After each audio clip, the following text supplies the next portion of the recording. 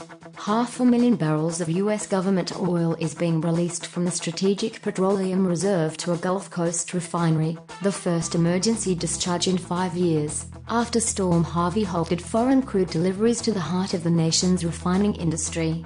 The crude released to the Phillips 66 refinery will take the form of an exchange, in which the Houston-based company will replace the oil once supplies are flowing again.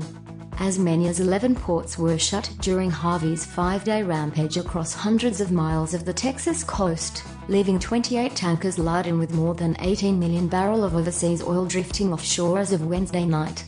Harvey is straining the fuel-making capacity of the world's largest economy just as the Trump administration mulls whether to shrink the 40-year-old safety net established to prevent crippling crude shortages.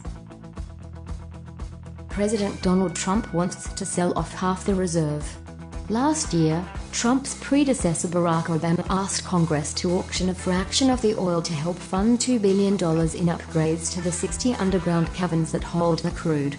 The decision by U.S. Energy Secretary Rick Perry authorizes 200,000 barrels of sweet crude and 300,000 barrels of sour crude to be drawn from SPR's West Hackberry site and delivered via pipeline, Jess Zemansky, a spokeswoman for the department. The trickle being offloaded from the 679 million barrel reserve isn't yet large enough to impact prices in the broader market. If we saw a sizable release from the SPR, you would probably see the market come under pressure. But 500,000 barrels, while it could help that refinery, I'm not sure that's having much of an effect on the market, McGillian said. 4 ports including those in Galveston and Texas City partially have reopened, but it wasn't clear if the restrictions in place would allow tankers to dock. 7 other ports remained closed.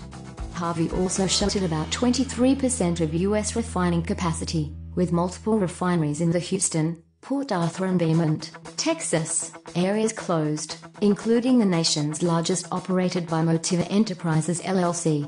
The storm also led to some flows halted on the Colonial Pipeline, a major transportation source for fuel to the northeast. Gasoline futures climbed as much as 12% to a 26-month intraday high in New York Thursday. The last time the Energy Department authorized an emergency exchange of oil from the reserve was in 2012 during Hurricane Isaac.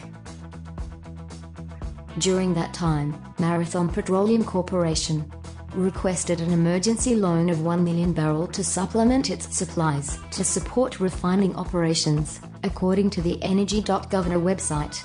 Prior to that, exchange agreements also occurred in 2008 during Hurricanes Gustav and Ike.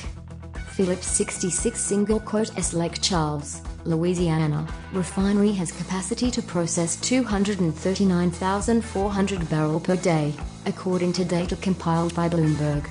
In January, the Energy Department accepted a bid by Phillips 66 to buy crude from the reserve, the first sale of government crude since 2014. The sale was the first in a series of planned drawdowns through 2025 totaling almost 190 million barrels, or 27% of the reserve. A second sale of 10 million barrels is expected before October.